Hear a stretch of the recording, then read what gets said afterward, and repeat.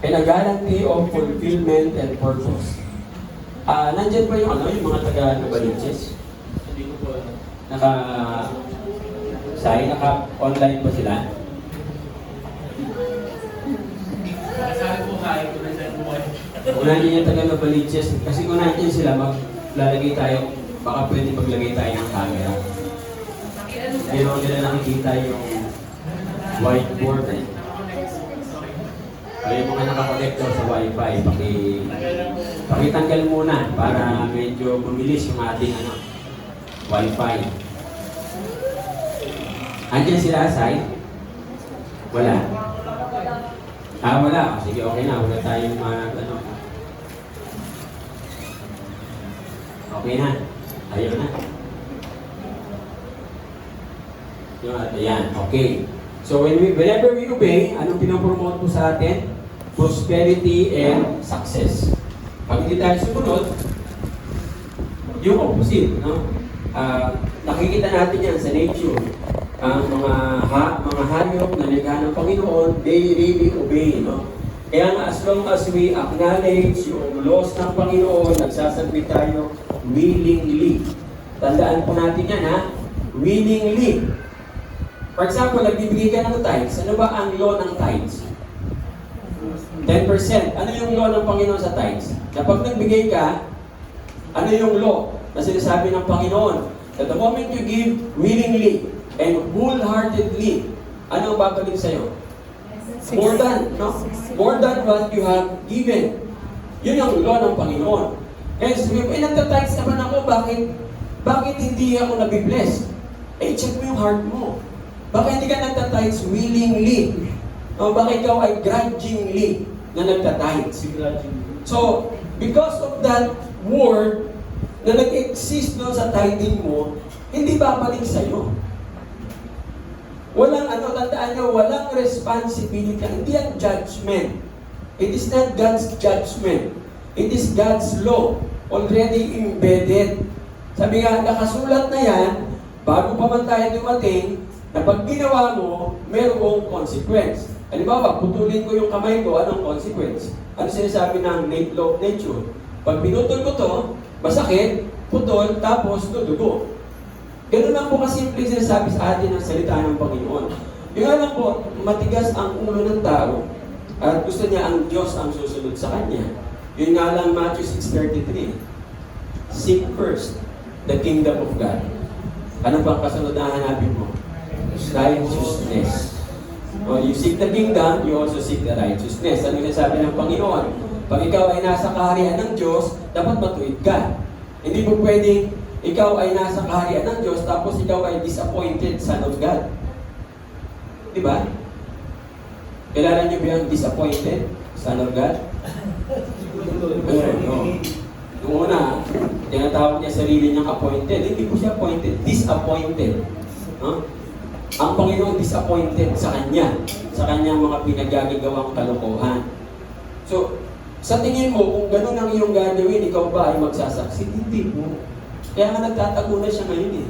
Marami nang naiingit sa kanya, ng mga pastor, bakit si Buroy, kulto, gano'n ganito. Sabi ko, tandaan nyo, cheaters never win, and winners never cheat. Yun lang mga nagpaiyak ng rebulto. Di po ba? O, lumuha yung rebulto, unang luha, ang ginamit, asin.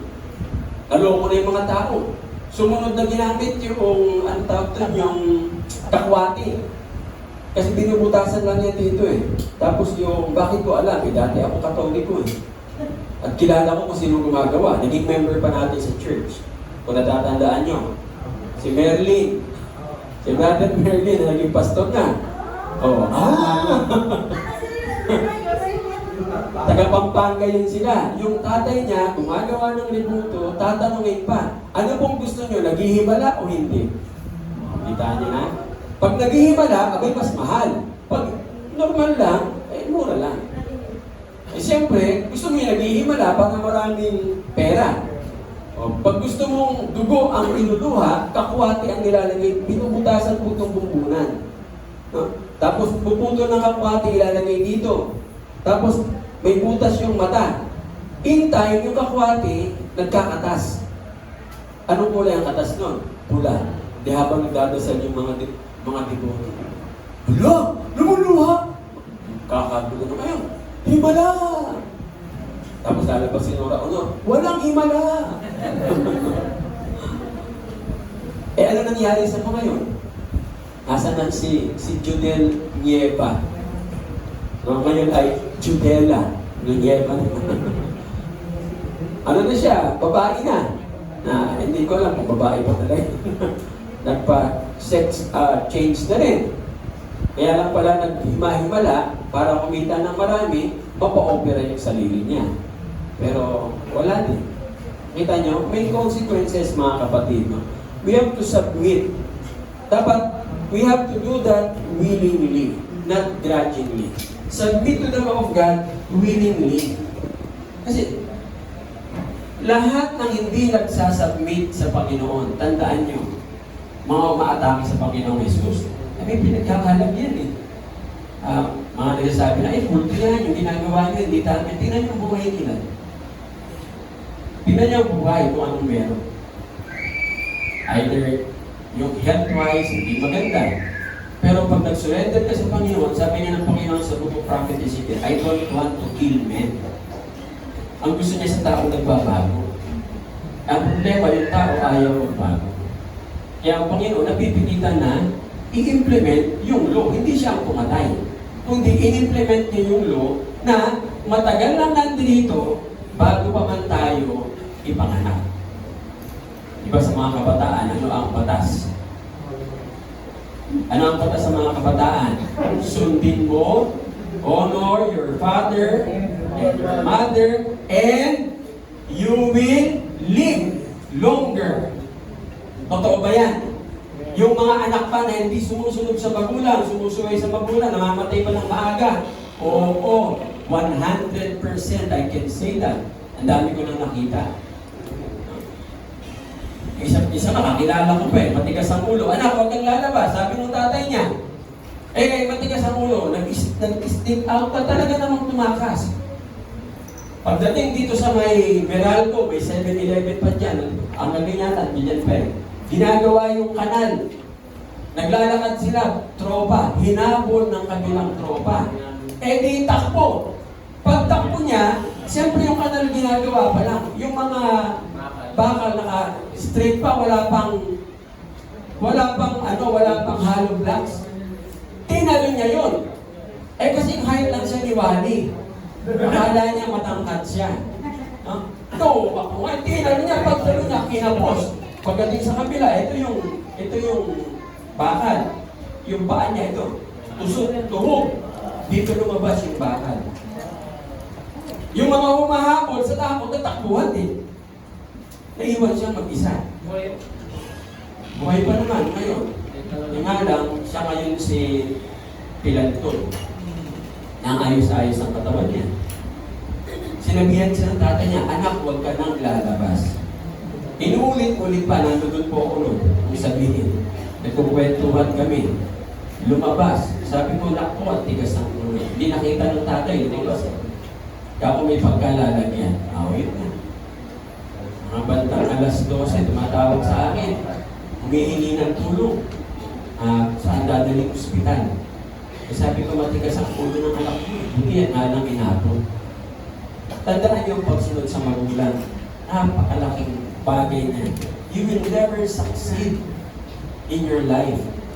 Akala mo nagsasucceed ka dahil hindi ka sumusunod sa magulang mo, hindi mo tinutupad. Ang pinakamasakit sa lahat sa mga anak, ganito po, nag-succeed sila, ang dami-daming pera, biglang nagkasakit. Sa sobrang dami ng pera nila, hindi alam kung anong gagawin sa pera dahil may sakit sila. Ibang gagamot lang. Naging successful ka ba? Tandaan niyo siya sabing success, hanggang pagkamatay mo, successful ka. Diba? So, apakasimpleng batas ay binigay ng Panginoon na maraming anak. Ako, biktima ako niyan, matigas ulo. Sabi ng nanay ko, ayaw ko niyan. Sabi ko, hindi na yung mahal na. Yan. Nakita mo. Ayaw ko sumunod eh. Sabi ng nanay ko sa akin, tingin ko pa lang dyan. Galing ng mga nanay, no? Kaya kayo pag sinabi ng nanay na wag, huwag ituloy. Ha? Huwag niyong pilitin. Kasi talagang set lang. Sabi ng nanay ko sa akin, tingin ko pa lang dyan, hindi ka bibigyan ng magandang buhay. Hindi nga, okay naman na yan. Wait naman na. Hindi mo kabasag pinggan. Kasi puro plastic ang pinggan nila. Totoo nga. Totoo. Pero okay na naman. Sabi ko pa na, okay lang. Tinuruan ko in a hard way. And I learned my lesson. Kaya kayo, warning sa mga kabataan. Pag sinabi ng nanay, kahit ikaw ay halos, sabi na, ito yung makikita mo, yung iyong lover, ha? Parang lahat na lang nalalaglag. Bukod sa puso mo, nalalaglag. Lahat nalalaglag. Tapos sabi ng nanay ko, anak, may pakiramdam ako dyan na iba. Stop mo na agad. Pag sinabi, hindi ko gusto yan. Kasi yung mga magulang, meron silang tinatawag na hindsight. Na nakikita nila yung hindi nakikita ng mga anak. Kaya, tignan nyo, yung mga Chinese, bakit successful ang kanilang mga marriage? Minamatchmake sila ng mga magulang. Hanggang na yun. Di mo ba? Yung mayayaman na Chinese, hanggang na yun. Bakit sila successful? Sumusunod sila eh. Yung kakilalang Chinese, ngayon pastor na siya sa GCF, no? Nung una ayaw niya. Sabi niya, Pastor Ed, ba't ganito ang kultura namin? Sabi ko, hindi yan kahapon eh. Tingnan mo ako. Tingnan mo ako yung kultura na walang ganyan. O, nag-asawa. Saan nakita? Sa Facebook. Nakita sa ganito. Nagsama sa dali. Hiwalay. Yan akong tried and tested ng magulang ninyo. Sabi niya, paano kung pangit? Ano mga akong bibigay ka ng nanay mo sa pangit? Eh, mayroong ganung kaso kasi mayaman yung babae. O kumusta naman sila? Okay naman ang buhay nila. Okay naman pala eh. Pero siya talagang ayaw niya pumunta dun sa araw na magkikita silang dalawa. Ayaw niya. Tumawag po sa church. Sabi niya, ano na lang ako ng church, parang i-discipline na lang siya. Sabi, tinanong ko siya, mahal mo ba yung magulang? Mahal naman. Hindi nagkita sila. Pasok siya, ayaw tingnan yung babae kasi ang pangit. Nung makikita niya, mas maganda pa kay Chris Aquino. Siya may lalapit-lapit. Yung babae ko, ang ganda ng buhay nila. Successful. Matchmaking. Mas maganda nga siguro yun. Ibalik natin kasi mas alam ng magulang ang para sa anak nila. Huh? Tingnan niyo bakit ang daming disiplinadong marriage ngayon. Kasi sila-sila na eh. Di ba? Yung mga bata na, kayo-kayo na lang. Oh. Tapos, gagamutin na lang natin pag hindi na maganda ang nangyayari. Huh? So, sinasabi natin, outdated. Pero nasa Bible yun eh. Nasa Bible ang matchmaker. Tandaan natin, basahin nyo, nasa Leviticus may matchmaker. Kaya nga, kultura ng mga Hudyo. Yung sabi niya ng batas ng Panginoon na hindi sinusunod ng mga kabataan ngayon. Okay? So, itutuloy natin yung 7 principles. Yung panglima ay close, protect, purpose. So, ano pong sinasabi sa atin yan? Yung batas, pinoproteksyonan kung bakit ka pinanganak. Kung bakit ka nandito. Yun yung batas ng Panginoon. Halimbawa, kagaya ng isda, ano ba ang purpose niya? Lumangoy sa tubig. Hindi siya po pwedeng mag-shopping sa SM Mall. Hindi siya po pwedeng sumakay ng eroplano. Ano mangyayari sa isda? Mamamatay siya. Ngayon, anong ginagawa ng batas? Ng nature. Ang Panginoon nag-provide ng isang lugar para sa kanila. As long as nag-i-stay ang isda sa tubig o sa dagat, mabubuhay siya, mapupulfil niya ang purpose niya. Anong purpose niya? Magpataba siya para mahuli siya at makain ng mga tao. O pwede bang umangal yung isda? Bakit ganito ang buhay ko? Pwede ba niya sabihin yun? Hindi. Kasi yun ang pagkaka-create sa kanya. Hindi siya po pwedeng lumabas sa tubig at ituro ang Diyos at sabihin, ba't mo ako create ng ganito? magagawa. Because He is the Creator, the King of Kings. Hanggat sinusunod po natin ang batas ng Panginoon, tayo din po. We will live under God's protection, and we will grow, and we will fulfill yung purpose po natin. Pero dapat unawain po natin mga kapatid na hindi ko ibig sabihin na pati yung salvation may i-earn natin by works. Kasi parang yung law is by works. Di po ba? Pag ginawa mo, ito ang mangyayari sa'yo. So hindi ko gustong ibigay yung idea na pag sinunod ko pala lahat ng batas, ligtas na ako. Hindi. Bakit po? Hindi natin kaya sundin lahat ng batas. Gaano karami ang batas ng Pilipinas? Sangkaterpa. Gaano karami ang batas ng Diyos? 10 lang. Kumusta? Nasunod niyo ba lahat? Hindi na eh. Hindi po ba? Sino ang nakasunod sa batas na huwag kang magsisinungaling? Taas ang kamay. Ako, ayaw ko taas ang kamay. Kasi minsan nasasabi ko kay Ado, ang pogi-pogi ni Ado. Minsan may nasasabihan din ako, pogi, pero hindi mo pogi. So pagtaas natin ng kamay, may kasalanan ka kagad. Anong kasalanan? Sinungaling. 10 commandments lang, sabi na tayo. Kaya hindi po pwede gamitin ang law for salvation. Amen? Dapat klaro po sa atin yan. Paano po tayo naliligtas? Tayo po ay naliligtas sa pamamagitan ng pagbabago ng isip natin, metanoia, no? The change of the mind, turning away from rebellion, dahil nag-rebel si Adam and Eve. So lalayo tayo doon at manunumbalik tayo sa Panginoon, which we call repentance. At ibibigay natin yung buhay natin sa Panginoon, totally trust Him na siya ay namatay para sa kasalanan natin. At magtitiwala tayo sa Kanya na siya ang Lord, siya ang owner. Wala tayong pag-aari natin. Tayo po ay mga katiwala lang. Kahit gaano kakayaman. Yan, dadaanan nga namin madalas yung bahay ni Eliasar. Simula, sabi nga ni Brother Rene, simula dun sa gate ng volleyball hanggang dun sa kanto kanya yun lahat. Tapos, mamamatay siya. Pag-aaway-awayan lang yan ng mga anak niya. Kung todo CCTV po yun. So, yun lang ba? Sabi nga, yun lang ba ang para sa kanya ang buhay? Na dahil sa CCTV, ang pili niya, ligtas siya? Hindi din. Hindi rin tayo sigurado. Kaya ang sinasabi ng Panginoon, hindi yan. Ang makakapagligtas sa atin ay ang ating Panginoon Jesus. So, ang ibig sabihin ko po mga kapatid, ng obeying God's law, meaning to say, living in willing submission sa Kanya. Yung hindi ka napipilitan. For example, kailangan ba natin sumamba sa Diyos every Sunday? Nasa Bible ba yan? Oo. Nasa Biblia. No? Bakit tayo pinapasamba ng Panginoon?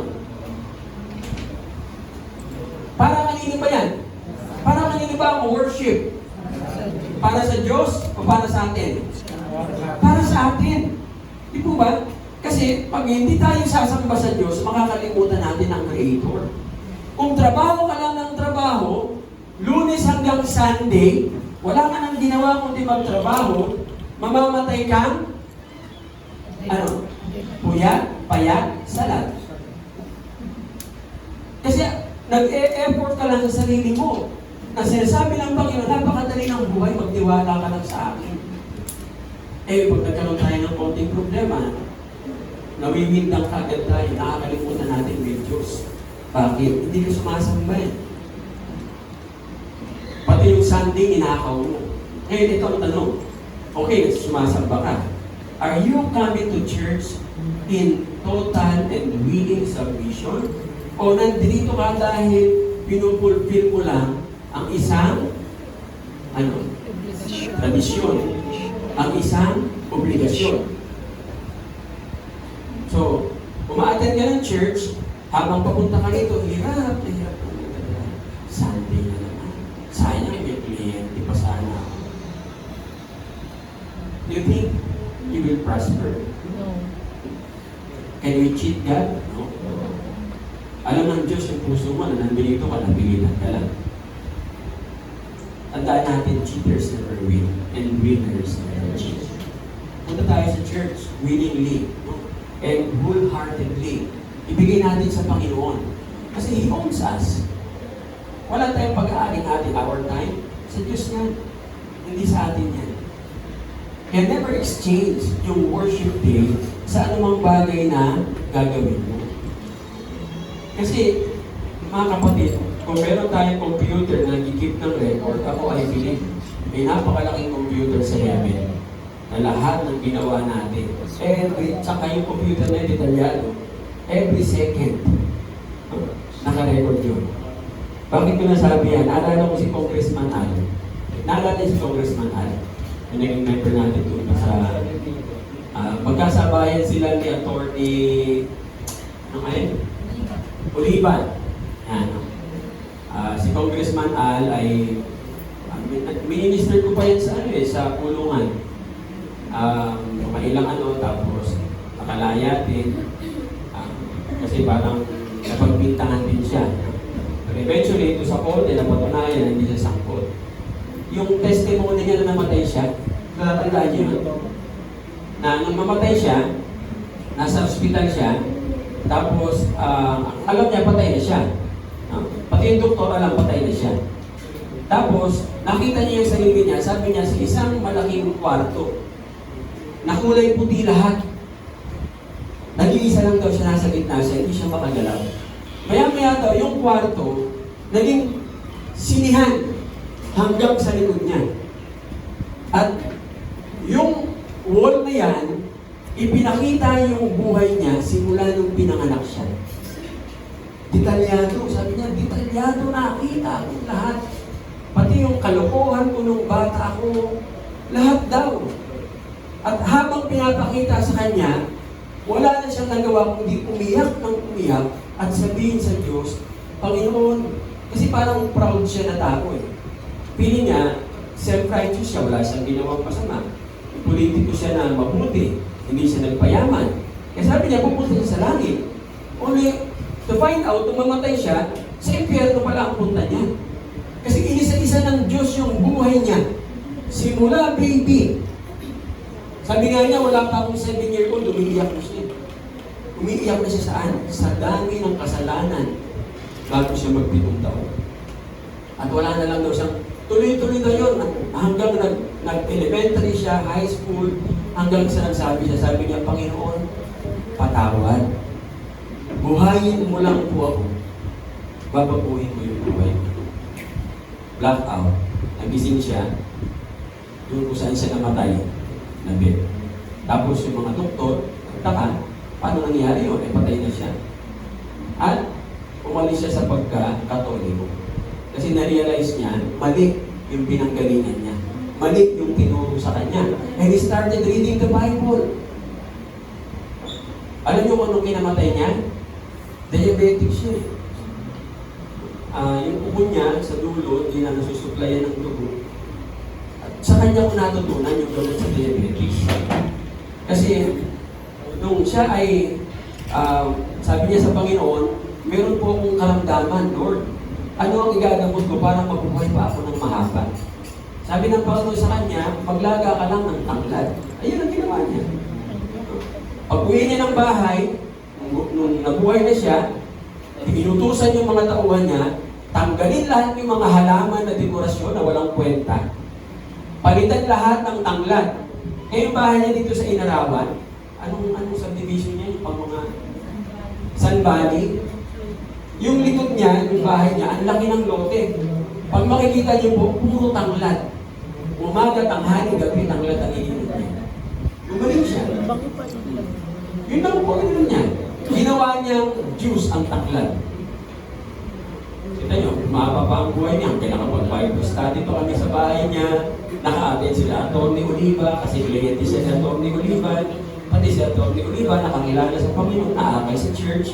Usually, maraming grupo dati na nasa harap. Kung natatandaan niyo. Kaya lang nawala kasi nagkaroon ng kaso si Congressman. Pero eventually, hindi rin naman siya nakulong ng matagal. Doon ko po nakita rin yung mga ampatuan sa ulo. Ang sarap-sarap ng buhay nila pero mga nakakulong sila. Pero tayo mga kapatid, let's obey God's willingly submit. No?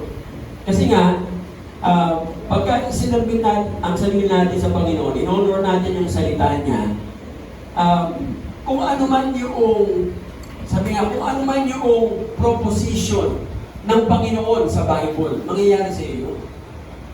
Bakit po? Hindi pwedeng i-contradict ng Diyos ang sarili niya. Dahil siya ay salita. Sa kanya nanggaling yun bilang hari, ang salita ng hari, ano sabi nga? Kailanman hindi magbabalik. Ang tanong, anong mga batas ang dapat nating sundin? Halimbawa, sabi nila, yung batas ng Sabatista, huwag kang kakain ito, huwag kang kakain yan. Kailangan ba natin sundin yun? Mga Sabatista, ayaw nila kumain ng baboy. Huwag mo yung jacket. Ba't ayaw nilang kumain ng baboy? Padumi.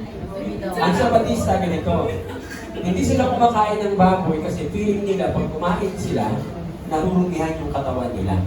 So ngayon hindi sila makakapunta sa langit. Pero pagbabasahin nyo ang Leviticus chapter 17, yun po ay dietary laws. Pag binasa nyo, wala kayong makikita na sinasabi doon, pag kumain ka ng isdang walang kaliskis, hindi ka makakapunta sa langit.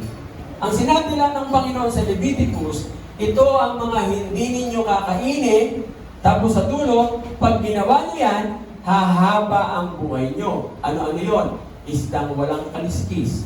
May kaliskis. May kaliskis. Tama, galing. Ay, hindi, ha? Ano ba? Baboy, huwag kakain. Huwag kakain ng mga hayop na ang buko ay biyak sa harap. Baboy, isa. No? Biyak sa paglo. Huwag kakain ng hayop na gumumuya ng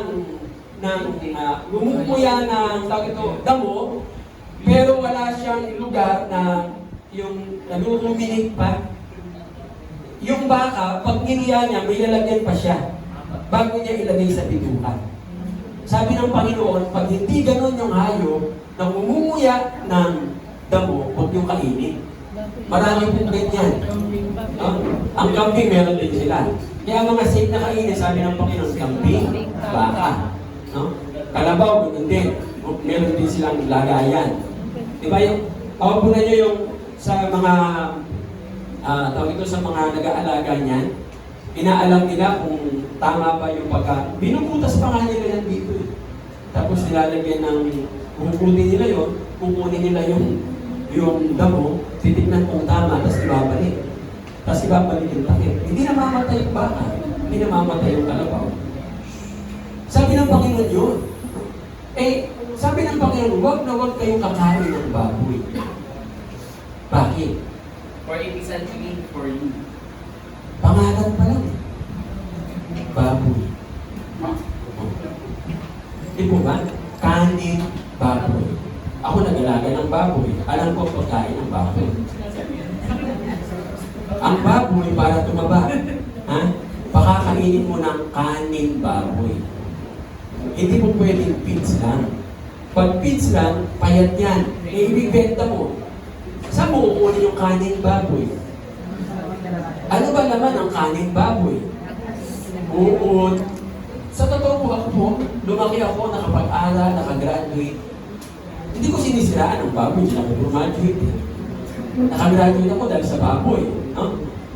Lahat ng bahay sa Marikina, doon sa lugar namin, iniikot namin yan, kinukuha namin ang kanin baboy. May kanin baboy na mabaho, may uod. Buhos na ng buhos yun. Hindi naman tinatanong ng baboy na, Boss, parang marami namang uod to, ayaw ko kainin. Walang ganun. Sabi pa nga ng nanay ko, dapat niluluto niyan. Minsan tinatamad kami. Pag wala yung nanay ko, wala na sila. Alam mo na lang, pag bumuhos-bus pa ako, tuwa pa. Tapos, kinakain natin. Sabi ng Panginoon, huwag mong kainin. Tapos, pag may sakit ka na, Panginoon, bakit mo nagkasakit? Ano sabi ng Panginoon? Anak, ang gabi na ito, ato ang puno, tayo ang mga tama. Hindi kasi sumusunod sa batas. Napaka-simple. Those are dietary laws. Pwedeng nyo basahin anytime. At makikita nyo lahat ng hindi pwedeng kainin na kinakain nyo. Tapos isisihin natin ang Diyos at kakasakit tayo. Eh, matagal naman nandun eh. Kasalanan ng Diyos o kasalanan ng Diyos? Kasalanan natin. Bakit po? Tamad tayo magbasa ng Biblia. Tama po ba? O may tama? Napaka-delinquent po natin when it comes to reading the Bible. We have to obey all the laws. Lahat po ng batas, dapat po natin, ayun, ano yan? Ayun.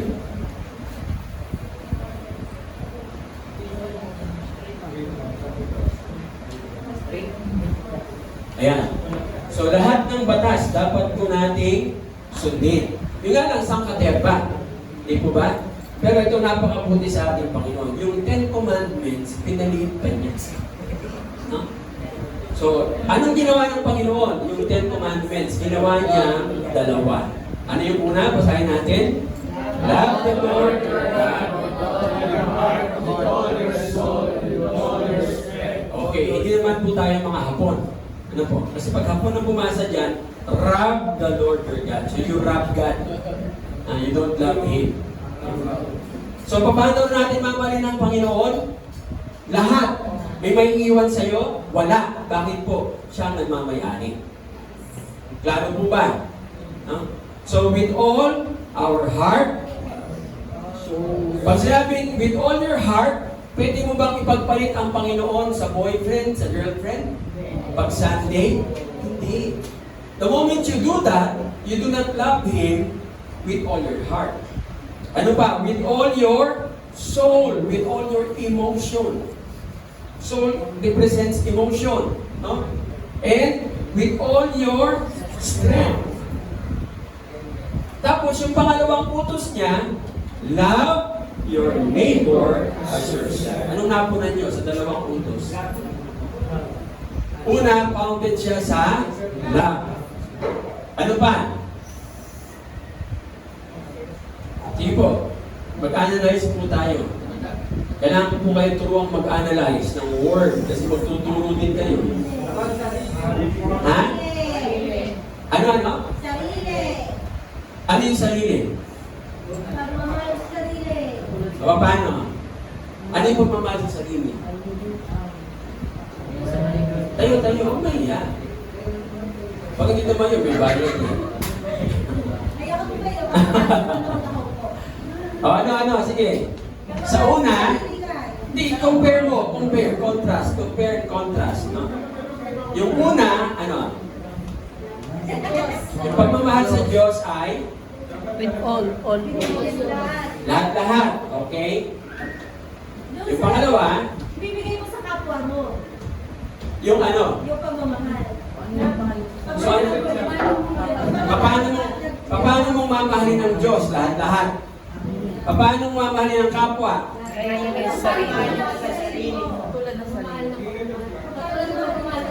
Ayun! No? Alam niyo ba maraming sumasabit dito? Na ang akala nila, ang pagmamahal sa Diyos, pagmamahal sa kapwa.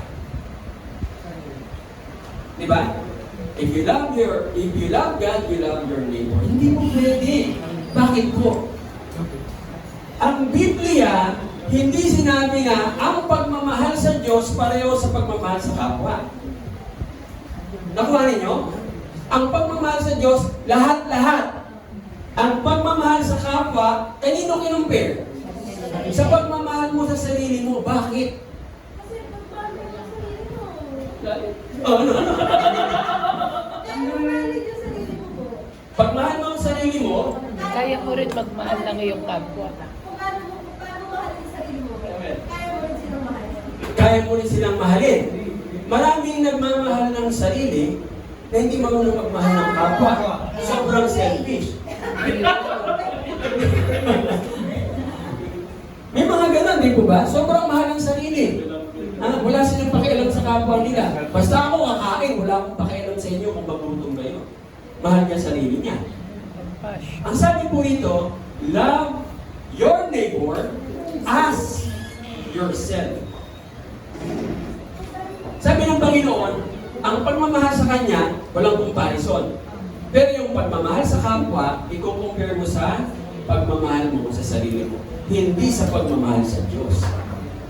Huwag mong mahalin ang kapwa kagaya ng pagmamahal mo sa Diyos. Ha? Sasabit ka to, halimbawa, sabi ng kaibigan mo, mag-ano tayo, outing tayo ng Sunday. Ay, meron kaming worship service eh. O akala ko ba maka-Diyos ka? Dapat kung mahal mo ang Diyos, mahal mo ako. Ano sabi ng Panginoon? Hindi. Mahal ko ang Diyos, mahal ko ang Diyos. Mamahalin kita kagaya ng pagmamahal ko sa sarili ko. Dahil ayaw kong pumunta sa impyerno, mag-church ako. Dahil mahal kita, dadalhin kita sa church. Nakuha ninyo? So yung pagmamahal sa kapwa, ay, halimbawa, ikaw, ayaw mong nasasaktan ka. Dahil mahal mo ang sarili mo. Sabi ng Panginoon, yun din ang comparison sa kapwa. Kung ayaw mong nasasaktan, huwag mo rin sinasasaktan. Ayaw mo nang napapahiya ka, di po ba? Oh. Huwag ka rin mamamahiya ng kapwa. Yun ang pagmamahal sa kapwa. Hindi yung pagmamahal sa kapwa, yung pagmamahal sa Diyos. Marami akong narinig na ganyan eh. Sabi ko, hindi nagbabasa ng Bible. Kasi in the first place, hindi sinabi ng Diyos na mahalin mo ang kapwa kagaya ng pagmamahal sa Diyos. Kung di kagaya na ng pagmamahal sa sarili mo, walang kapantay ang Diyos, tandaan nyo. Wala siyang kapantay.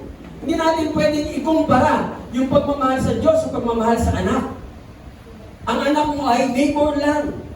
Mahalin mo siya gaya ng pagmamahal mo sa sarili mo. Huwag mong ipalit yung anak sa Diyos.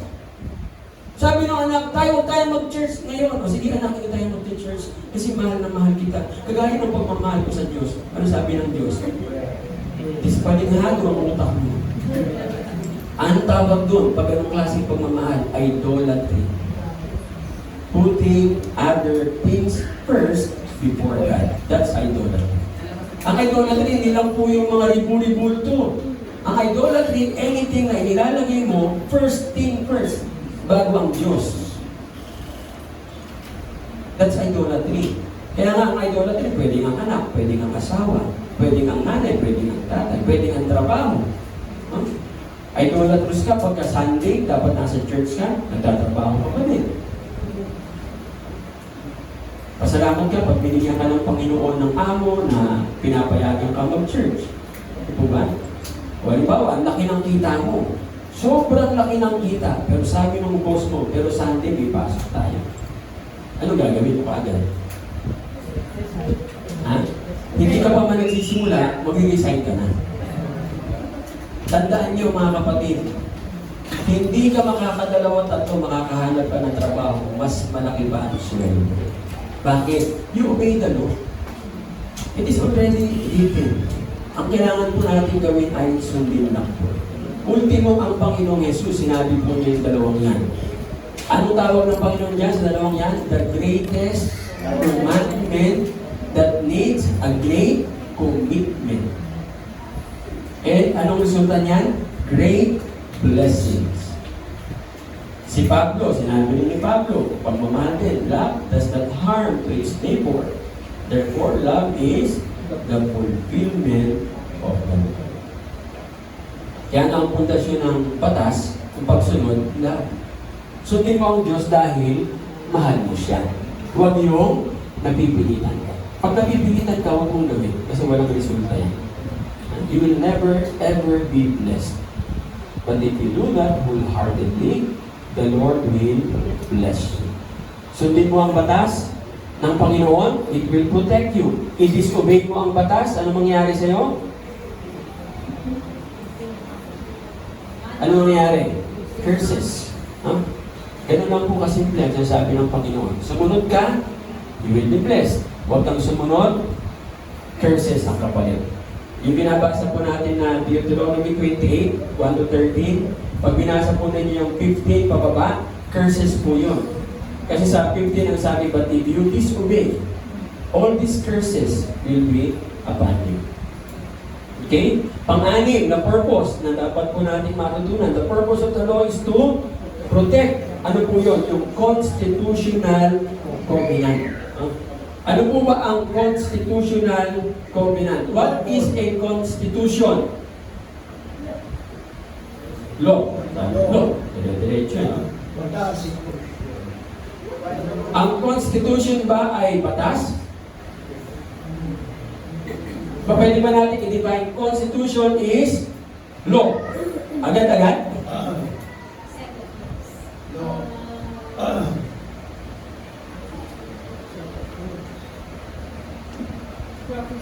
Equal ba yan? Constitution is law. Para, ay, hindi. Inaralan natin ng katani po ba? Ano ang constitution? Ano ang batas? Ang constitution na meron tayo ay Bible. Okay? Ano yung law? Ang law ay nakapaloob sa constitution. Ano ang purpose ng law? Pinoproteksyonan yung covenant ng constitution. For example, sa ating po, sa ating constitution, no? Article 3. Anong Article 3 ng Constitution natin na dapat alam na alam ninyo? Asiguradong yun, Bill of Rights. Dapat alam nyo yan. Basic. Bakit po kailangan alam natin yan? Anytime na mag-declare ng kung anong-anong kalokohan ng gobyerno, you can claim the rights if you know. But the problem is, maraming Pilipino hindi alam ang Bill of Rights. Anong sinasabi sa Article 3, Section 1 ng Bill of Rights? Yes. No person. Oh, yun. No person shall be deprived of life, liberty, and property without due process of the law. Kita nyo na? Nakita nyo? Base doon, pwede kang pakunahan? Hindi. Base dyan, pwede kang sabihan sa trabaho mo na huwag kang pumasok, wala kang bakuna. Hindi. Akaso, wala nag-raise. Tayo-tayo lang ang nagsabi na hindi po pwede yan. Dahil meron tayong Bill of Rights. Ultimong mga pastor, hindi alam. Anong ginawa sa mga miyembro? Ginawang mga patabaing tupa. Pinabakunahan lahat. Ngayon, nagbibilang sila ng patay sa kanilang church. The Constitution has laws. At yung batas, yun yung nagdidelineate, nagsasabi kung ano yung pinoprovide na Constitution sa atin. Sabi nga, kung ano yung dapat na i-carry out na provision ng ating konstitusyon nang walang prejudice, dapat equal para sa lahat ng mamamayan. Halimbawa po, ang ating konstitusyon, no, nagagaranti siya sa bawat mamamayan ng karapatan. Sabi dun sa Bill of Rights, Article 3, Section 1, walang sinuman ang pwedeng ikulong nang walang due process of law. Marami tayong na-aresto. Di po ba? Mga bata bilang dadampot, hindi kukulong. May due process? Wala. Yan ang ating batas sa Pilipinas. Hindi nasusunod. No? Pero dapat, ganito lang po kasimple yan. Kung lahat ng Pilipino alam ang Article 3, Bill of Rights, hindi uubra ang mga pulis. Kasi, halimbawa, dinampot, lahat ng kapitbahay nagpuntahan at sinabi, hop, Article 3, Bill of Rights, ito ang sinasabi. Ano gagawin ng mga pulis? Ay, tutunahan nga sila. Sabi ko, lahat pala ito, alam mong batas. Matatakot din po sila. Kaso wala eh. Dinampot. Sabi ko, ba't tinuli? Bakit? Anong pangalan mo? Wala, nagtatanong lang po. Baka naman. Siga ka ba? Hindi naman po. Nagtatanong lang. Wala kang masabi na batas. Kasi hindi mo alam. Bakit hindi mo alam? Hindi nagbabasa. Bakit hindi mo alam ang blessing sa Bible? Hindi nagbabasa. Sabi ng isang kakilala ni Hani, hindi ka dapat nagbabasa ng Bible kasi ang Bible hindi mo maintindihan mo. Paano mo maintindihan kung hindi mo babasa? Paano nyo ina-analyze ang isang problema? Di ba binabasa nyo? Hindi mo pwedeng, ano raw ang sabi? Hindi pwedeng gano'n. Dapat inaaral natin ang Biblia. Ano?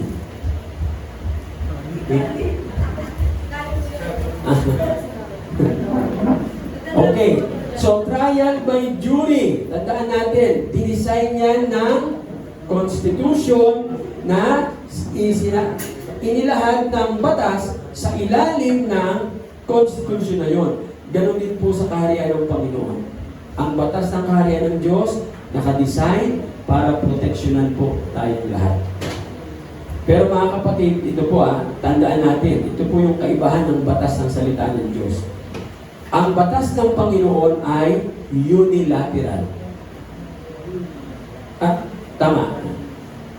Unilateral, hindi po bilateral. No? Pag sinabing unilateral, kung sino yung nagbigay ng batas, lahat ng benefits papunta sa kanya. Ano sabi ng Panginoon Jesus, John 17? If you believe in me, you can do even greater than what I have been doing. Ano dulo? For the glory of God the Father. Nakita niyo ang Panginoon? Yun yung example ng unilateral law. Hindi sinabi ng Panginoong Jesus na magagawa mo yan for your glory. Hindi. Lahat papunta sa Diyos. So lahat, sabi nga, sa covenant natin sa Panginoon, ang glory palagi sa Kanya, hindi sa iyo. Tandaan niyo yung pagyaman mo sa covenant na ginawa ng Panginoon sa iyo, bonus lang yun. Ang purpose lagi ng covenant is for the glory of God. Yan, klarong-klaro. Pag ang Diyos ang nangako, siya rin ang manunumpa. Kasi siya ang nangako, siya ang manunumpa, sa Kanya lahat ang punta. Amen ba? Maliwanag po pa sa atin yun? No? So hindi natin pwedeng baguhin. Kasi ang ating Panginoon is unchanging. He never changed. Kung ano yung batas niya noon, yan pa rin ang batas niya ngayon.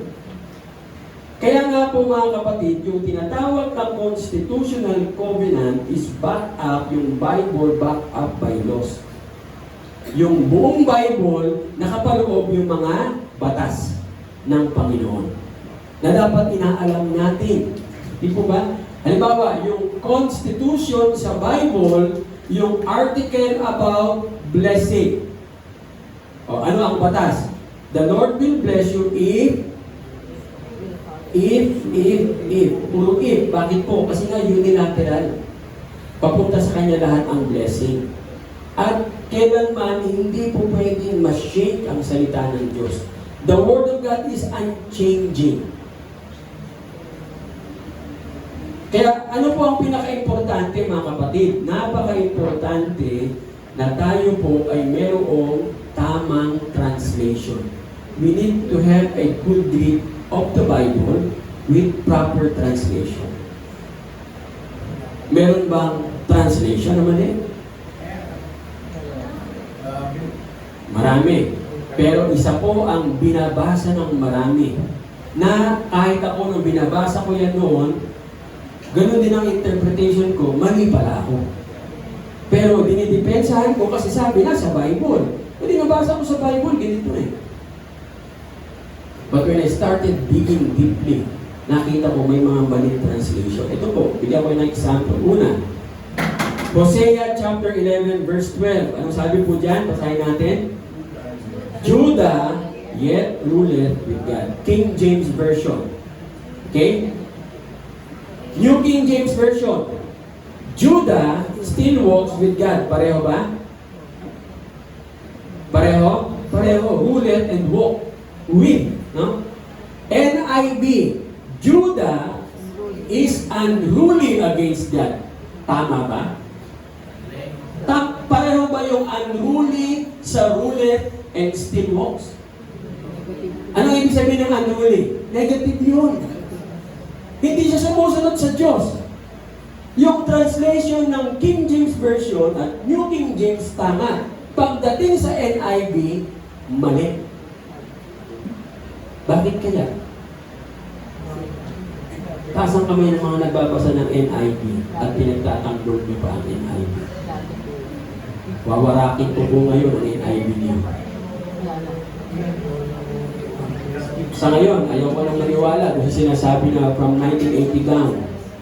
Binasa ko po, 1980 down na translation. Doon ko po yan nakuha. Doon ko nakuha. So, ibig sabihin, huwag na tayong magbasa ng NIV. No? Non-IB na, non-IB. Basahin natin. Ha? Another, kahit tingnan nyo sa inyong mga cellphone, baka sabihin nyo, nag-iimbento si Pastor. Tingnan nyo mabuti, ha? Sumunod, Genesis 27 verse 39. Thy dwelling, King James Version po ito, ha? Shall be the fatness of the earth. King James. New King James Version, your dwelling shall be of the fatness of the earth. Tama? Magkapareho, di ba? NIV, your dwelling will be away from the earth's richness. Tama ba? Ano sa palagay niyo? Tama? Mali? Sabi sa King James at sa New King James Version, will be with the fatness, yung kayamanan. Ang titirahan mo, dahil ikaw ay nasa Panginoon, nandun ka sa kayamanan ng mundo. Ang sabi ng NIV, dahil nasa Diyos ka, malayo ka sa kayamanan. Kaya pala yung anak ni John Piper, ito ang ginagamit. New International Version. Tama? Binabasa mo, mali. Anong version yan? Yung GNT po, tama. Pati yung ESV. Pero yung International English Bible. Mali din. O yan. So ngayon, alam nyo na, ang gauge po natin, ang tamang translation is King James Version and New King James Version. Kaso, ilang din. King James Version, New King James Version, mamaya makikita po ninyo. Ako, nung una, hirap ako sa King James. No? Pero nung ina-analyze ko, sabi ko may purpose pala. Mamaya papakita ko po sa inyo. No? Okay, another one, Proverbs. Ano sabi dyan? A man that hath friends must shew himself friendly. King James Version. New King James. A man who has friends must himself be friendly. NIV. A man of many companions may come to ruin. Ang layo, di po ba? Ginagamit ko po ito noon sa pag-preach. Sinasabi ko, pag marami kayong kaibigan, magugulo ang buhay nyo. Mali pala ako. Tumiyak ang tawag sa Panginoon, ma-realize ko po. Ibig sabihin si NIV, minamali po tayo, pati ang prayer and fasting, tinanggal sa NIV. Basahin niyo sa NIV sa Mark, no? Hinahanapin niyo yung prayer and fasting, tinanggal po yung verse na yun. Tinalunan. So pumunta doon sa by prayer. Tapos. Kasi nga po, ang NIV nabilinan ng Zondervan. At ang Zondervan ang naglilimbag na satanic Bible verses. Ano gagawin nila? Sa Bible ng NIV na widely read. Babarakin lang nila. So pag ikaw ay nagbabasa at hindi ka aware, sasabihin mo nga no, sobrang maraming kaibigan, masama pala. Yung pala, ang masama pala, itong damukal na ito. So, maraki na po natin yung ating NIV. Huwag na po tayo magbasa ng NIV. Useless. Kung may iba kayong version na binabasa, i-compare niyo po sa King James Version and New King James Version. Dito po, Pati NASB, direct. NASB pareho. Okay, ang NASB okay yan. Kasi, ang man of teacher friends comes to ruin. NASB? Oo. Huwag na kayong gumamit There is a na. friend who sticks closer than a brother. Ito po, dito ko papakita sa inyo gaano kagaling si King James. Ha? Bakit ginamit niya yung Romanticism language na pag-translate ng Bible into English. Tandaan nyo ang Bible, hindi yan English. Ang original translation, ang unang-unang translation from Hebrew papunta ng lingwahe noon ay Latin. Ang tawag po doon ay Septuagint. Bakit Septuagint? It was translated by 70 scholars. Ganun karami ang nag-translate. Kaya yung nasasabi ngayon na napapanood ko sa YouTube, pinoroward sa akin, sabi niya, translate daw niya ang Bible, siya lang mag-isa nag-translate. Hindi po pwede. Dapat pag tinatranslate ang Bible, may kasama kang ibang scholars. Bakit po? Yung translation mo, dapat tinitesting kung tama o mali. Marami dapat bumibira. Pag ikaw lang mag-isa ang nag-translate, kasi sabihin mo yung translation mo ng Bible ay tama, sira lang ang ulo mo. Yun ang po ibig sabihin. Tingnan po niyo sa King James. Ang King James gumamit ng the and ye. Ganito po yan. Ina-analyze ko po. Pag T, singular. Pag Y, plural. So pag thou, singular ng paggalang. Saan tayo nakakarinig niyan? Pumunta kayo ng Laguna. Di ba? Yung tatay, hindi niya sasabihin, kayo po. Sa Laguna, ay siya naman po ay, pero ang kausap niya, tatay niya yun.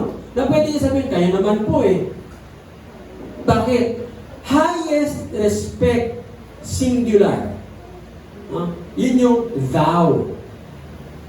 Sa English ngayon, wala na yun, hindi mo na makikita yun. Kaya tingnan po ninyo, sa King James, marvel not that I said unto thee, singular. Ano ito? Yes. Yeah, ano yan? Plural. Tanong, magkapareho ba ito at ito? Hindi. Kasi, ang sinasabi dito ng Panginoon, ang kinakausap niya, sino? Si Nicodemus. Sabi ng Panginoon kay Nicodemus, huwag kang magtaka, ikaw, no? Na dapat kang, na sinasabi ko sa iyo, no? Huwag kang magtaka kasi sinabi niya sa unang verse na dapat ma-born again ka. Sabi ni Nicodemus, paano ako papasok ulit sa sinabog po na ng nanay ko? Sabi ng Panginoon, marvel not that I said unto thee. Yung sinabi na niya. Yung sumunod, ye must be born again. Plural. Sino nang sinasabihan ni Nicodemus? Ay ng Panginoon, si Nicodemus na lang ba? O lahat? Kasi kung ito po, halimbawa ito ay singular, ito ay singular. Anong ibig sabihin? Hindi tayo kasali sa pagiging born again. Kakausap lang ng Panginoon si Nicodemus. Kaya kung parehong the, sinasabi ng Panginoon, ikaw lang Nicodemus, hindi tayo kasangkot. Buti na lang, tama ang translation ng King James Version. No? And ye, plural, must be, tayo na po. So sa pagiging born again kasama tayo. Sa New King James Version, tama ang translation. Tingnan po ninyo. Do not marvel that I said to you, small letter, singular. Pagdating sa sumunod, you, plural, must be born again. Pagdating sa NIV, pareho, capital letter. Kasama ka dyan? Sa NIV, hindi. Si Nicodemus lang ang sinasabihan. Klaro na po sa atin? Kaya dapat magkaroon po tayo ng tamang gift when it comes to the Constitution. Kasi po ang Constitution natin, that is our life and death. Imagine nyo, nagtuturo kayo sa anak nyo. Diba? Ituturo nyo ito. Proverbs 18:24. Anak, sabi ng Biblia, yung maraming kaibigan masama. Pag marami ka nga kaibigan, ang dami mong connection. Kaya si Brother Pete, sa dami ng connection niya. Hanggang Malacanang, umaabot. Puro kaibigan lang yun. Tawag lang ng tawag yun. Will it come you into ruin? Hindi. Ngayon, bakit minamali ng NIV? Alam na po natin ngayon. Okay? So we should know the law, the Constitution, and have a good grip. Kaya pag magbabasa po kayo ng Bible sa BMR, from now on, huwag na po yung may Esdras, Sorry. huwag na po yung may Tobit. Ha? Merong nagbasa niyan one time. Ecclesiasticus. Hindi Ecclesiastes, Ecclesiasticus. May bumukino. Kanino yan? Kanino ang translation niya? May apokripa pa yan. Kanino yan? Katoliko. Ha? Huwag yung gagamitin yan kasi mali-mali lahat yan. Ang Catholic po ang naglabas ng translation na New Revised Standard Version. Ano po ang New Revised Standard Version? Wala na pong kasarian ng Diyos. Yun po yung Bible na pag he, ginagawang he, she. Pag she, ginagawang she, he. So naka-slash po ng ganon, he, she. He, she, God said, no? Pagkasiyog naman, she, he, Eve said. Kaya yung mga nagbabasa nun, wala nang kasarian. Yan po ang Bible ng mga LGBTQRST, UPWXYZ. Kaya pag ginamitan po kayo ng Bible, alam nyo na kaagad na mali. Okay? Klaro po yun? Next. Grabe ano, nakagulat. At least ngayon, maliwanag na po sa atin, ha? Number 7, laws are the conditions of covenant. Tandaan natin, pag yung terms and condition na sunod po natin sa na binigay ng Panginoon, yung covenant na binigay ng Diyos mag-ooperate. Deuteronomy 28, 1-13, ano sinasabi ron? Kung susundin ko lamang ang mga utos na ibinigay ni Yahweh, ang gagawin ng Panginoon, papapalain. So yun yung covenant. No? So sa Kanya, papunta lahat.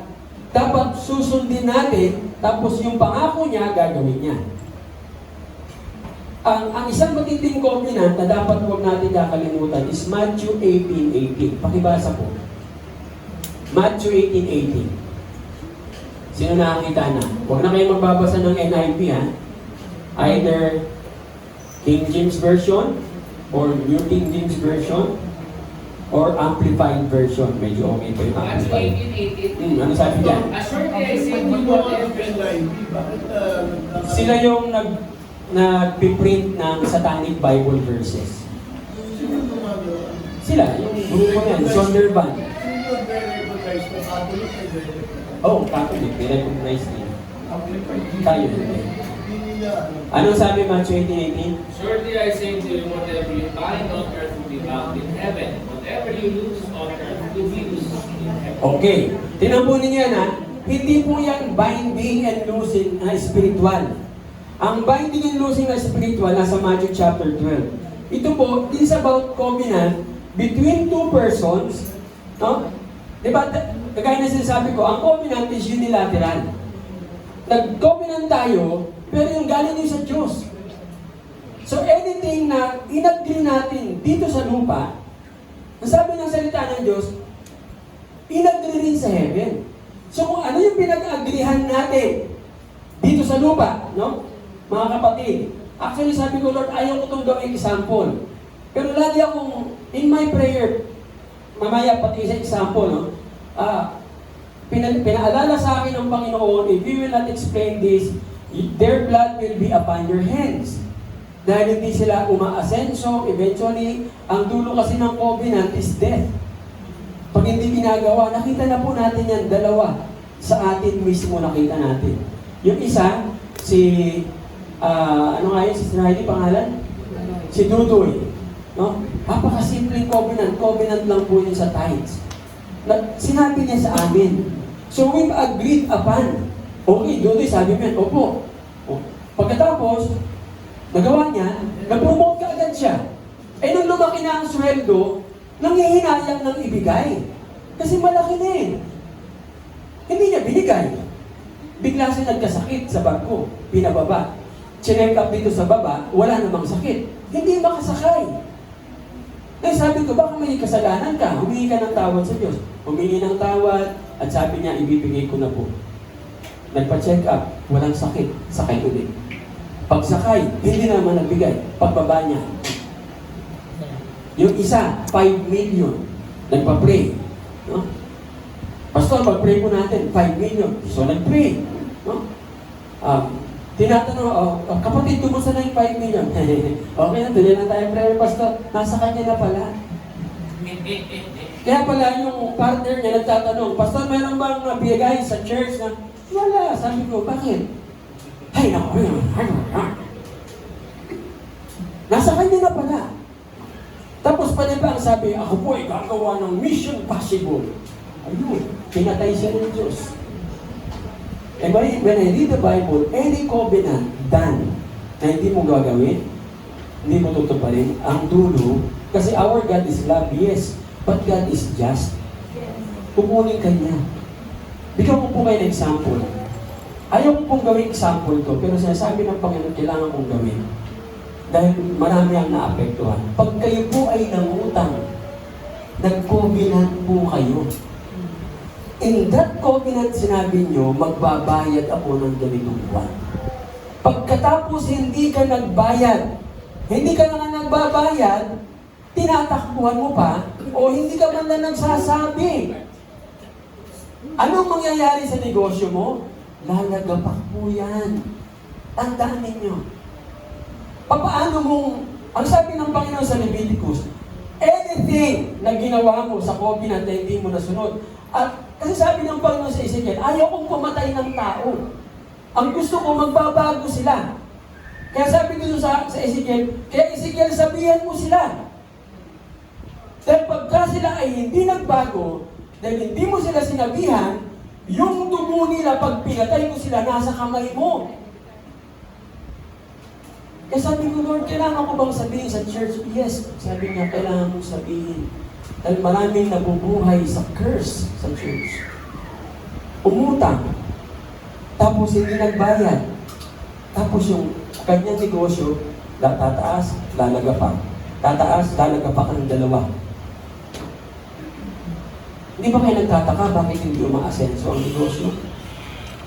Because whatever you bind on earth shall have been bound in heaven. Yung agreement natin sa lupa, lalo tayo mga mananampalataya, hindi lang po dito yun. Sabi ng Panginoon, para makabawi ka, kung magkano yung amount na hindi mo na ibayad, babayaran mo, dadagdagan mo ng 1.5% nung amount na yun. At saka sabi ng salita ng Diyos, tsaka ko lang siya patatawarin. That's God's law. Hindi po sa akin yan.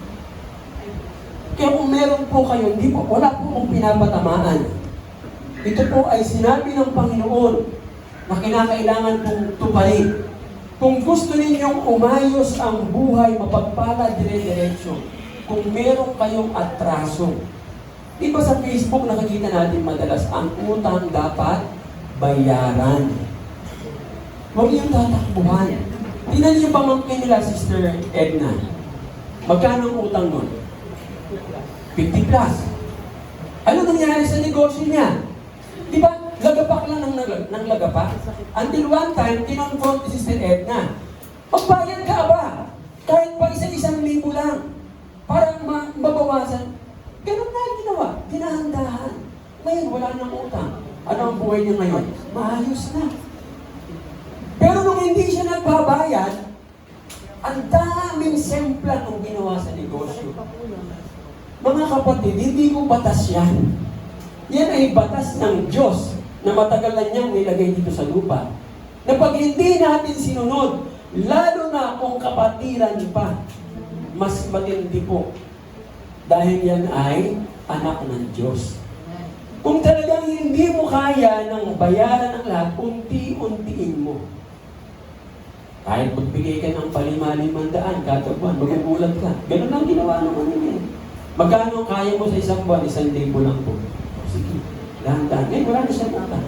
Umayos ang buhay. Umayos ang negosyo. That's not my law. That's God's law. Let's obey.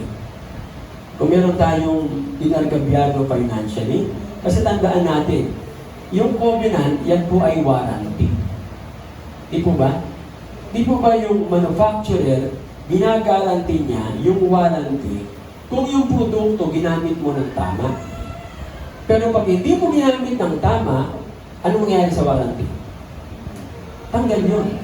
Kaya di mo pwede sabihin, Lord, nagpipray naman kami, bakit hindi kami umaasenso? Merong warranty clause na nag-agree kayong dalawa. So therefore, you have to obey. Kung gusto mong umayos, kasi sa nakita ko po, as I study further, ang nakita ko po, hindi lang pala ikaw ang naapektuhan yan. Hanggang saan? Up to the 4th generation. Sa anak mo, magiging anak ng anak mo, anak ng anak ng anak mo, anak ng anak ng anak mo, minumura ka. Bakit ganito ang buhay namin? Sino may kasalanan? Si lolo, si lola, na hindi nag-agree. Akala natin walang... Bigyan mo example ako sa sarili ko mismo. Nagtindahan po ako. Sari-sari store, maganda yung tindahan. May tindahan, okay naman. Gusto kong palakihin pa. Umutang ako kay Bombay. Ito si Bombay, noong una, binabayaran ko. Yung mga sumunod, pumupunta ng agang-aga. Alam mo si Bombay, agang-aga, wala ka pang benta eh. Migo! Nakangiti ka, Migo! Wala pa kang benta. Hindi mo pwede, dapat bigay ikaw. So, iikot ka naman, mag-aanap ako. Magkano lang yung binibili ko? 10 piso araw-araw. 10 piso. Yun lang ang singil niya, no? Nag-visit ako, sabi ko sa mga pagkata ko, gulpin natin si amigo. Para hindi na makapunta dito yan. Kung pinabangan ko doon sa kanto, ginulpin. Isang buwan, wala. After 1 month, may ano pa rito. Pamatok na naman. Migo, black eye pa to. Migo. Nakita ko tuloy. Ako pa nagpagulpi dito. Ano din nangyari sa tindahan ko? Pagsak. Wala. Hindi ako nagbayad eh. Tapos yung sumunod na tindahan ng kapatid ko, umangat. Tapos bagsak din. Bakit? Same place, same spot siya nagtayo ng tindahan. Kung saan doon ang nangyari yung curse. At hanggang sa ngayon, yung tindahan na yun, yung lugar na yan, walang tumatagal na tindahan. Palaging sarado. Kasi doon nangyari yung curse. That's why when I became a born-again Christian, humingi ako ng tawad sa Panginoon. Hinanap ko si Amigo, hindi ko napakita eh. Kung nagbatuluyan na yata. Sabi ko, Panginoon, hindi ko alam. Dahil ako noon ay hindi mananampalataya. At sabi ko, Lord, from now on, pag ako'y may utang, anong babayaran ko? At ibibigay ko po ng tama. And the result is, even us, all of us are being blessed. So mga kapatid, hindi lang para sa inyo yan, kundi para sa lahat. Remember the sin of Achan.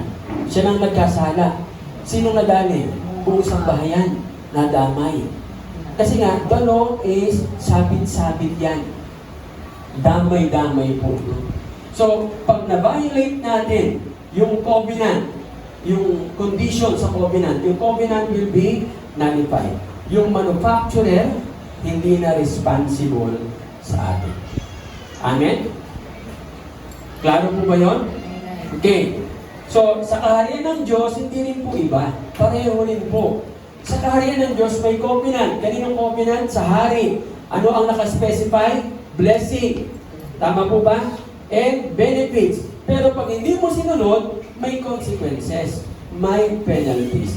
As long as we observe yung condition, mga kapatid, mag-harvest tayo ng blessing. Pag di natin sinunod, curses. Yun po ang maliwanag na sinasabi ng Panginoon. Deuteronomy 28, 15 to 68. And Leviticus 26, 40 to 33. Lahat po yan about curses. Sabi dito, ang negosyo mo, hindi ko pagpapalain. At magtatrabaho ka, mangangamuhan ka. Pati yung mga anak mo, mangangamuhan sila. Magtatanim ka, hindi tutubo. Taking curse nun. Huh? Ito po, iba naman po ito mga kapatid. Ito po ay covenant na binigay sa iyo ng Panginoon. Tandaan niyo po lagi, babalik po ako doon sa unilateral. Yung covenant, hindi yan sa iyo. Ang covenant galing sa Diyos. Bakit na binigyan ng Lord ng covenant? Gusto kanyang i-bless. Gusto kanyang maging channel of blessing. It's a privilege. Ang problema, yung mga nakakakuha ng covenant, nakakalimutan. Another example, dalawa. Na sinabi sa akin ng Panginoon, hanggang kaninang umaga, sabi ko, Lord, kung ikukwento ko ito, Panginoon, Gisingin mo ako ng alas 2 ng madaling araw, sharp. Pinatay mo po yung alarm. Kaninang umaga, alas 2. Bigla ako napabangon, pabalikwas, tinignan ko yung relo alas 2. Sabi ko, parang meron ako naalala ng alas 2. Pumunta ako doon sa terrace, and I prayed, and I asked the Lord, Lord, kailangan ko bang sabihin? Sabi niya, anak, sabihin mo, baka di madamay ka. One example, mag-asawa. Nag-apply sa abroad, yung lalaki. Una niyang apply, hindi maganda. Then we pray. Sabi niya, Pastor, pag ako po ay pinagpala ng Panginoon, ang tithes ko dyan po sa church. Bless ng Lord. Nagkaroon ng magandang trabaho sa isang TV network. Nakabili ng bahay. Tinupad yung covenant, hindi ko.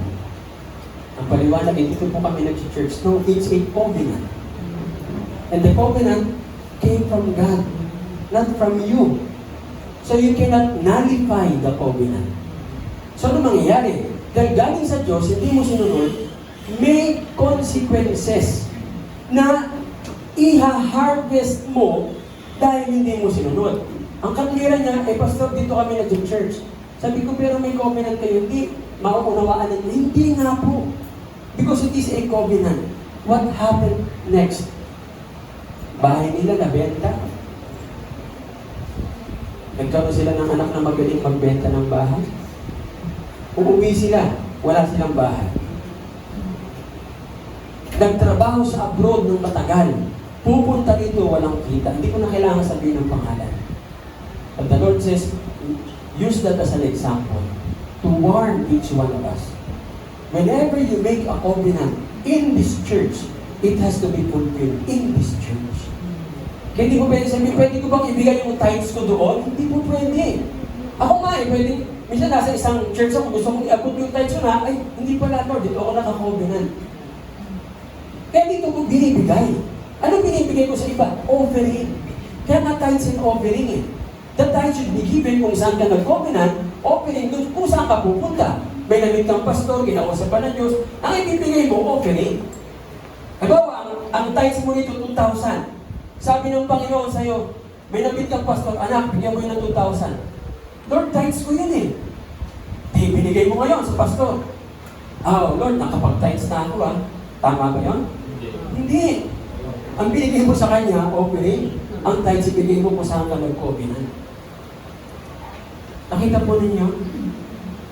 So, uuwi sila, eventually wala. Mukhang baon pa sa utang. Another example.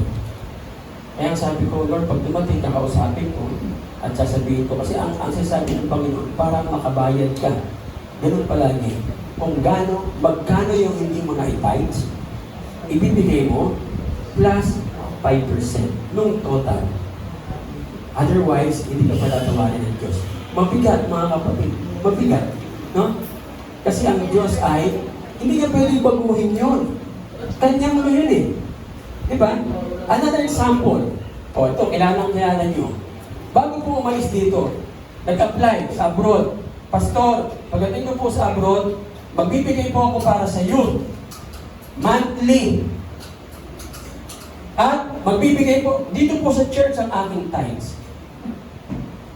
Nagtrabaho sa abroad. Ang ganda ng sweldo, umabot ng alam ko 200,000. Biglang nawintang ang kumpanya. Ngayon, hindi siya sumusweldo na bilang buwan na. Magre-resign kasi hindi siya sumusweldo. Sabihin natin, magagawa ng Diyos to. Tama lang na ibigay. Hindi. The covenant was done here. And it was for what? For the youth. Di ba? Ang liwa-liwa, ang daming nakarinig mo. So anong gagawin? Sabi ng Panginoon, pag narinig mo, ito pinapasabi ng Panginoon, at ako sigurado ako nanonood sila. Pag narinig mo yung warning, unang-unang gagawin, humingi ka ng tawad sa Diyos. Pangalawa, kung magkano yung tithes na hindi mo na ibibigay mo plus 5% nung tithes na yon. Bilangin mo kung ilang taon na hindi ka nagta-tithes.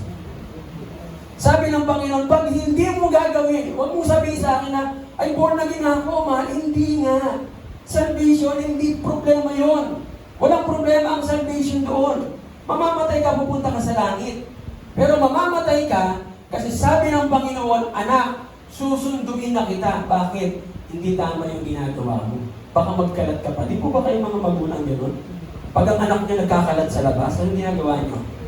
May dala kang pamalo. Oy! Uwi! Okay lang yun pag magulang. Saan ka uuwi? Sa bahay. Eh pag ang Diyos ang may dala ng pamalo. Hoy! Narinig mo na, di ba? Eh, hindi ka pa sumusunod. Ang sabi ng Panginoon, uwi. Saan ka uuwi? These are two examples that we have. It's a covenant.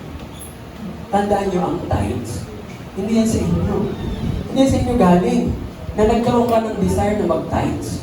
Dito sa church, huwag na huwag mo ilipat yan. Kasi dito ka nakakovenant. The moment that transfer mo yan, kahit sabihin mo, dito po ako naglilingkod eh. Hindi na. Dito ka nag-covenant. Kahit saan ka naglilingkod, ibabalik mo yung tithes mo. Dito ko po na-realize, nung inaaral ko na, kung bakit itong mga tinatawag na mga Baptist ay ano nila sa tithes. Sabi ko na, intindihan pala nila yung ulo. Tingnan niyo po mga kapatid, kahit anong gawin ng mga tao ito, nabili ko example, unless, kagaya ng sinasabi ni Ezekiel, na ikaw ay magbigay at sundin mo kung ano nasusulat sa Biblia, magtutuloy-tuloy ang consequence. Up to the point of your death. Dalawang example ng kamatayan, nakita natin, klarong-klaro. No? So, ipag-pray natin itong dalawang example, huwag nang sumunod. Kasi hindi po aksidente na ako ay inukil-ukil sa isip ko ng Panginoon. Ayaw ko po talaga. Kaya sabi ko, Panginoon, magkakasamaan ng loob. And when I was praying, inulit ko sa Ezekiel chapter 33, verse 7 to 9. Warn them, if they will change, that will be good for them. But if they will not change, their blood is not upon their head. But, sabi ng Panginoon, but if you did not warn them, and I took their lives, their blood will be upon your heads. Ako po, Panginoon, libre ang aking kamay, nasabi ko na, responsibility na. 100% na nakikinig sila ngayon. And they know, hindi na kailangan magbigay ng pangalan kasi alam nila yan. Lahat tayo nakarinig yan eh. Sila Mayo, narinig nila yan. Sila Shin. Hindi yan makukuha ng pagbalik mo nito, pakakainin mo sila. Hindi ganun. Bayaran mo sa Panginoon, dahil sa Panginoon yan. Otherwise, magtutuloy-tuloy yan, hindi ka makakakonekta ni singkong duling. Aabot pa yan sa magkakasakit ka, kagaya kay Dudoy, na hindi na gumaling, tapos tigo.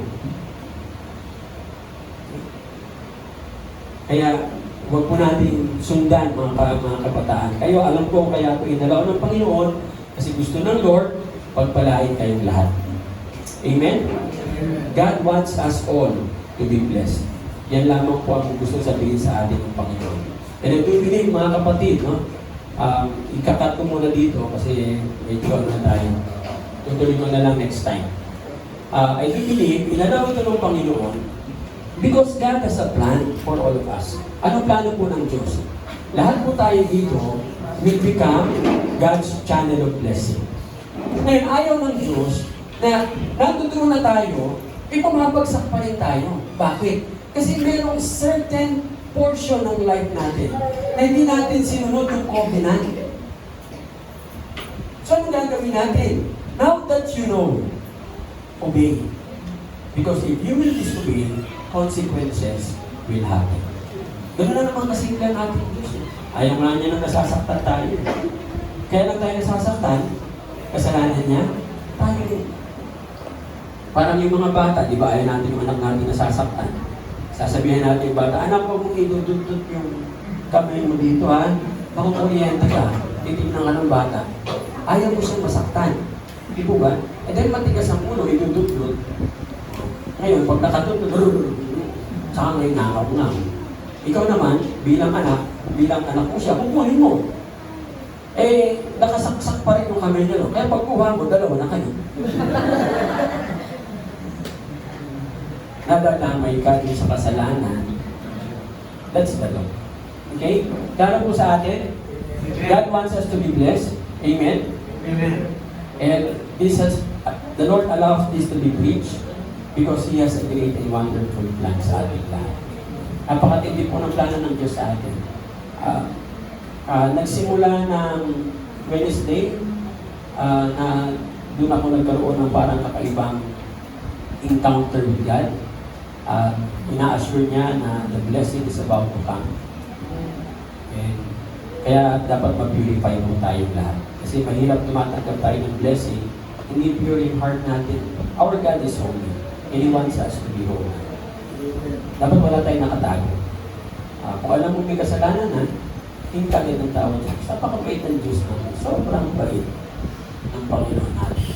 Tapos titingnan natin mabuti para naabuso nga natin siya. Hindi po ba? Sana tayong abusado to the point na siya pa sinisisi natin. Pero tayo ang may kasalanan. Always remember, any negative things that had happened to you, ganito lang po ang gagawin ninyo. Panginoon, meron po ba akong covenant na hindi ko po natupad? And then, pause for a while. Sabi nga, after you pray, ano sabi sa isang Shelah? Panginoon, meron po ba? Shelah, tumahimik ka. Namnamin ko. Hayaan mo magsalita ang Diyos sa iyo. Ipapaalala ng Panginoon sa iyo. Once na maalala mo, pinaalala ng Lord, gawin mo po yung pinapagawa mo. And then, the blessing will flow once again. Kasi ang nakikita ko po dyan, ganito para yung ilog, maagos. Eh, mayroong sin, nahaharangan. So ngayon, dahil black. So dapat yung buhos na marami, lumilihis dito. Lumalabas doon sa pinaka-kanal. Ang dumadaan sa ilalim, kakarampot na lang. Anong gagawin mo? Tatanggalin mo. That's the law. Hindi po pwedeng gusto mong mapagpala, pero ayaw mong alisin to. Hindi po ba? Ano tawag doon? You want to be blessed, but you're doing the same thing over and over again that gives you a negative result na ang ini-expect mo ay positive. Ano tawag sa iyo? Ano tawag? Ano na? Hindi, ang hypocrite artista. Wicked. Ha? Wicked, hindi. Ano ang tawag? Insanity. Ibig sabihin, sa Tagalog, sira ang ulo mo. Di po ba? Hindi mo pwede na bibili ka ng kulay blue na whiteboard marker, tapos ang gusto mong lumabas ay black. Ang tawag sa iyo ay baliw. Insan. Okay po mga kapatid? So, bigay po natin lahat ng papuri sa Panginoon. Let's pray. Dakilang Diyos, aming amang makapangyarihan sa lahat. Pinupuri po namin kayo, niluluwalhati, dinadakila at sinasamba. Lord, thank you for the reminder. Thank you, Lord, kasi pinalalim mo po kami sa inyong salita. Na nakita namin, akala namin, Panginoon, all of these laws and covenants ay wala lang. Walang kwenta, walang effect sa amin. Pero nagtataka kami, Panginoon, na there are times in our lives na faithful naman kami sa church. Faithful kami sa tithing. Pero bakit hindi kami umaarangkada sa aming buhay? Thank you, Lord, because today, you've allowed us, through your word, to find out ano yung cause ng lahat ng ito. Kaya nga po, ang hari, humihingi po ko ng tawad, and I stand between the gap para sa mga kapatiran. Ngayon, Panginoon, na nasa ganoong sitwasyon sa kanilang covenant sa iyo, Ama, or agreement between persons. Father in heaven, forgive us all. Ang dalangin ko, Panginoon, kausapin niyo po, katagpuin niyo po ang mga taong ito, at ituro niyo po sa kanila ang tamang kaparaanan so that they'll be able to overcome whatever consequences ng kasalanan na yan. Nang sa ganun, Panginoon, kami ay mamumuhay dito sa mundo na mga mapagtagumpay na mananampalataya, hindi yung mga mananampalatayang talunan na nabubuhay pero ang buhay walang kabuhay-buhay, Ama. Tulungan niyo po kaming lahat, Ama. Kung meron mang mga covenant na hindi po namin natupad, na naipangako namin, Panginoon, paalala niyo po, Lord. Bilang mga tao, minsan, Lord, paigli ang aming memory. Help us, Father in heaven, na the moment we remember, ito po ay aming tutuparin. Pagkat napakahirap ang to the fourth generation ang aabutin ng consequences. Maraming salamat, Lord, dahil kayo po ay mapagpatawad, mapagmahal, mahabagin, that every time that we confess our sins, you are faithful and just. You will forgive us of all